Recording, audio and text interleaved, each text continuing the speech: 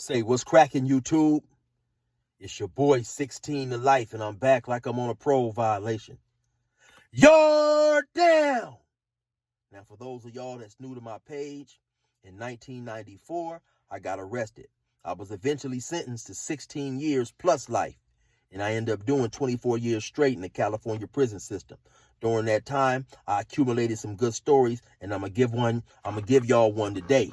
In the event you happen to like this story, hit the like button, leave a comment, subscribe to my channel, and also hit that notification bell. That way, anytime I drop a story, you will be notified ASAP, and you can hop on it whenever you're ready. Like I told y'all too, I be rapping, man. I get busy on the mic for sure. I finally figured out how to make me a playlist. And so all my raps is on my playlist. Go to my YouTube playlist, check it out under Gas Station. You'll definitely hear me on there getting busy. With all that said, let's hop right up into this story. Now, this story right here takes place in 1999. I was in Ironwood. Ironwood is a prison in the city of Blythe. Blythe is basically a city in the middle of nowhere going towards Arizona. And it get hot as hell down there. Like in the summertime, in the morning, it's probably by about 7 o'clock, no cap. It's probably already 104, 105. Around 12 o'clock, it's probably sometimes 116, 120 degrees. It's burning up down there. So anyway, I get down there. Initially, they put me on the A yard. I was on the A yard for a while, 5 or 6 months. And then the administration decided that they was going to move some of the closed B's and closed A's to B yard. Closed B and closed A is a custody status. Those are for the people who had a lot of time. They had to count more than the average individual. So I was one of the people that got caught up in the move. So eventually, when they moved me to B yard, I get sent to, I forget if it was 4 building or it was 3 building. So they moved me over there. So when I get to the cell that I'm assigned to, I asked people in the day room, hey, who was in this cell? You know, so the dude who happened to be in that cell, his name was Simon. He was sitting in the day room watching TV.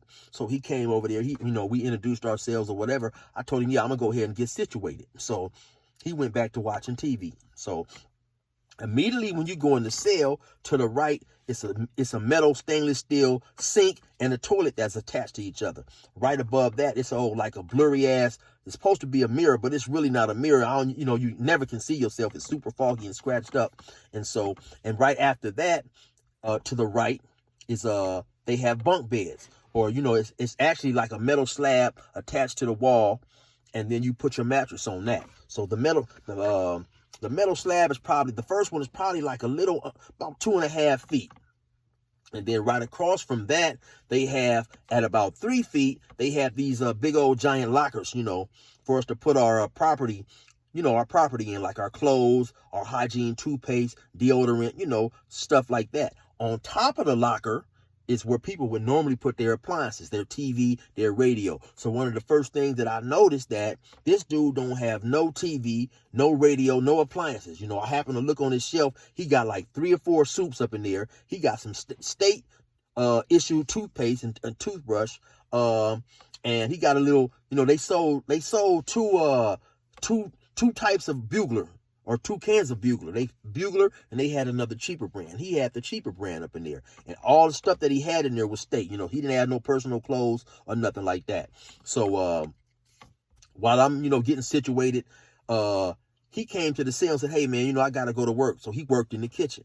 So he grabbed his stuff and he ended up leaving. So, I'm in there getting situated. I put my stuff up and all that old type of stuff. So later that night, when he came back, we got to talking and stuff. So he told me that he was originally up out of New Orleans somewhere. His name was Simon. He was about 5'7", 5'8", maybe about 155 pounds, maybe about 150, somewhere up in there, He had like wavy, bushy hair. You definitely could tell that he was mixed with something. And he told me he was out of the LA area. He didn't gang bang or nothing. And for the most part, he was homeless. He used to be sleeping at, he said, MacArthur Park was a homeless park or whatever. A lot of homeless people would be at, you know what I'm saying? So he didn't have much up in there.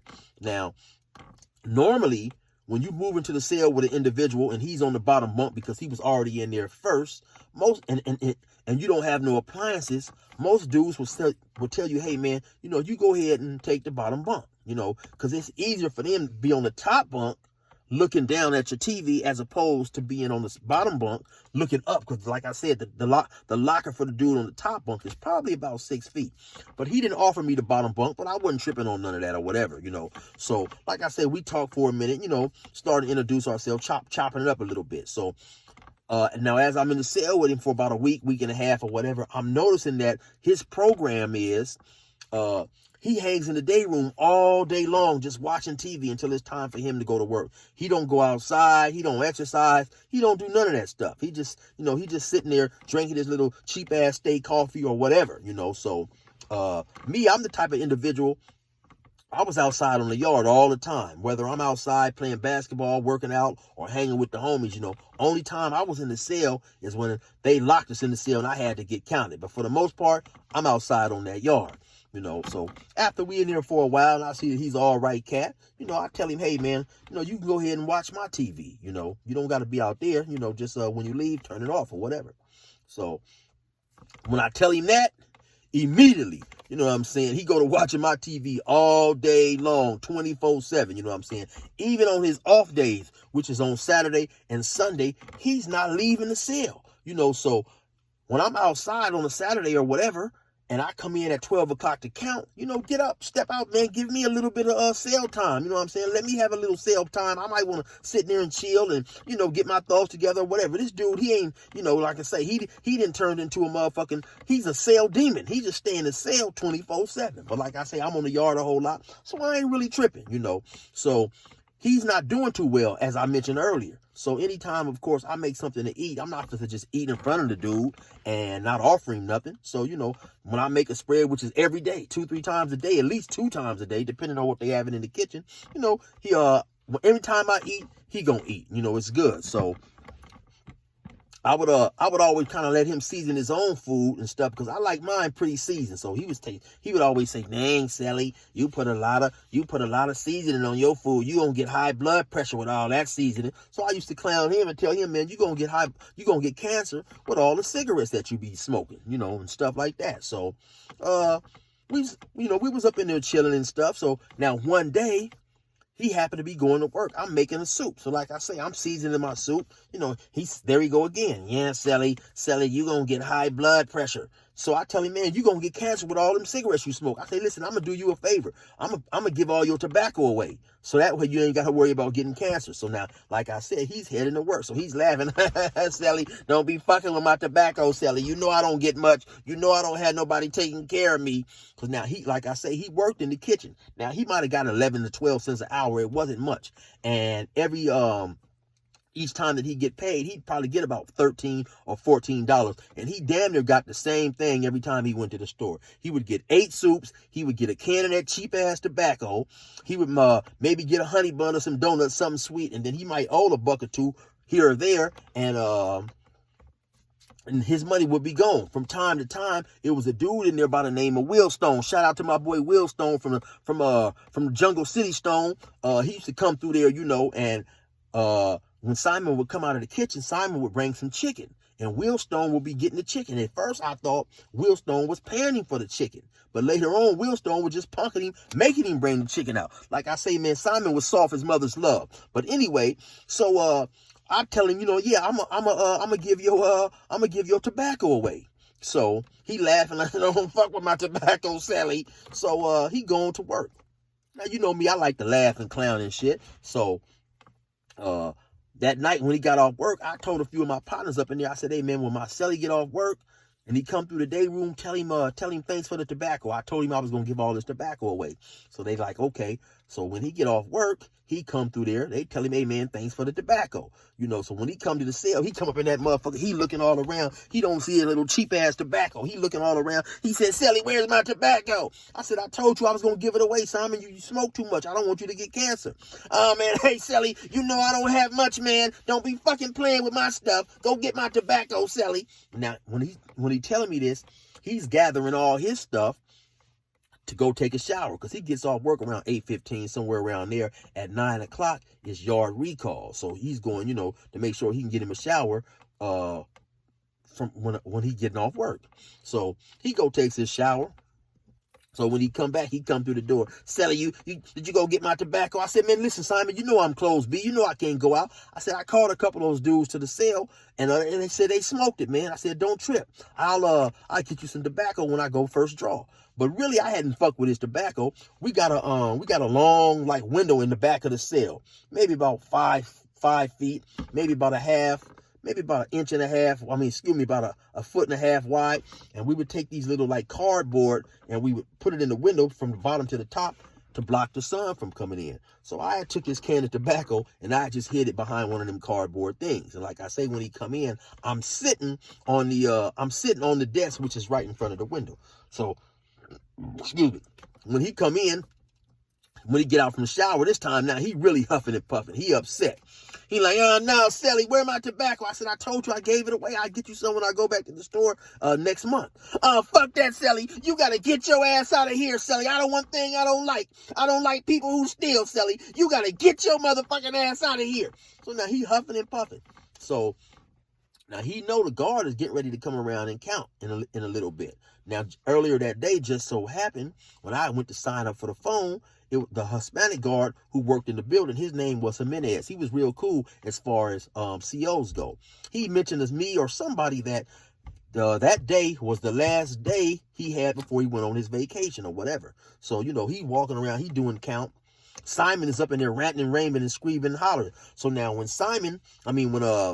Jimenez get to the window to do count, he sees Simon. Simon in there screaming, which I believe he was doing it for the benefit of the CO anyway. So, hey, yeah, chill, you gotta go. So the CO was looking. So now Simon see me looking that way. And so he turned around. So Jimenez said, hey, man, is everything good up in there? I said, oh, yeah, man, everything cool. Go ahead. So he started to walk off. Simon run to the cell window and call him. No, CO, everything ain't all right. This motherfucker stole from me. He stole my tobacco, and I don't like thieves, CO. I don't have a whole lot of money, and I don't have nobody. Bam! He smacked when in the middle of him crying to the CO, he smacked the window real hard of the cell door. So now Jimenez stepped back. He looking now like, what's going on? I said, oh, CO, ain't nobody. I said, oh, Jimenez, ain't nobody stole. I'm just fucking with that punk. So I reached behind the window where I had the tobacco. I said, here's tobacco, go right here. Here, punk. And I threw him the tobacco. So now Jimenez is looking. He's like, everything good? He's like, yeah, CO. So he walk away. And I said, man, you punk ass motherfucker. Now, in my mind, I really want to beat his ass, right? But I'm struggling to keep it real with y'all because I know that I was fucking with him. I know I shouldn't have been fucking with him. But at the same time, don't go and snitch to the police. This motherfucker, like, he was a super snitch. I mean, this nigga snitch game was different. Some dudes would drop a kite on you or some shit like that. He told right in my face and didn't give two fucks about it. So I'm really struggling with putting my foot in his ass, And so he said, well, yeah, Cellie, you made me mad, Cellie. I didn't mean to tell. What the fuck you talking about you didn't mean to tell, So I'm sitting there, I'm just thinking about it. Like I said, because now I'm at this point in time, I'm still about 27, 28. So I'm still young-minded. That gang culture mentality and philosophy is still deeply embedded in my mind. And, like I say, I know I was fucking with him. I shouldn't have been fucking with him. But at the same time, you don't tell on me. You know what I'm saying? So I want to put my foot in his ass, but I'm struggling with that. So I'm sitting there on the desk, and I'm just thinking like, man, this old punk-ass motherfucker. And I'm looking at his 2 or 3 little soups that he got sitting on the locker and his state-issued soap and toothpaste. And I don't know, something just came. I slapped all that shit off the ground. I get this motherfucking shit up off it. He jumped. He said, hey, what you do? I said, man, get your punk ass out. I'm taking this motherfucking bottom bunk, punk. You don't need the bottom bunk. So I snatched his mattress and threw his mattress on the floor. He said, where I'm asleep, Cellie. Get your punk ass up there on the top, motherfucker. You don't need the bottom bunk anyway, you fucking punk. So I started taking my stuff down from my locker. I clear his little locker out, his little bullshit. I throw all that shit on the floor and shit. He said, Cellie, I can't sleep on the top. I got a chrono. I get dizzy when I get up there. I said, well, motherfucker, sleep on the floor then, motherfucker. You used to being homeless, so I'm bringing all my stuff down.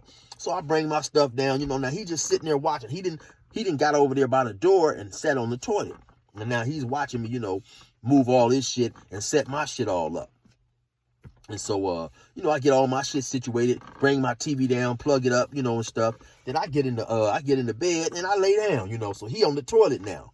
He's sitting on the toilet and he's sitting over there nodding off and shit, you know. Now all this is amusing to me. I'm thinking like, this stupid motherfucker really not fit to get his ass up there on that top bunk. So he's sitting there, he nodding off. So after about 30, 45 minutes, I say, fuck it, I want to see how far this shit gonna go. So I turn my TV off and throw the covers over my head, you know. But now I pull the blanket back and I'm kind of just peeking at him through the sheet. And I'm trying to see how long his stupid ass gonna sit there on the toilet and just nod off. So he stayed over there damn near about another hour. He on the toilet, he keep catching himself. He almost fall over. So finally, after a while, he get up. He hop up on the desk, he crawl up in the bed and go to sleep. So now, as I'm laying there, I'm thinking, well, yeah, it's time for me to go, man, because I don't want to end up having to whoop this motherfucker's ass, you know. So let me get on up out of here. I had a buddy by the name of Terrell who had been telling me, you know, to come on over and move in the cell with him anyway and shit. So, the next morning when they called us for breakfast, we go to breakfast and shit. Then we come back and he's saying, Cellie, I want to apologize, Cellie, but you know, Cellie, I don't have nobody taking care of me, Cellie. And Cellie, you know, if I die, the state'll have to bury me right now. That was one of his favorite sayings and shit, you know. And I told him, man, shut your punk ass up, you know. So anyway, y'all know I end up having to whoop the boy's ass up in there. So y'all stay tuned for part 2.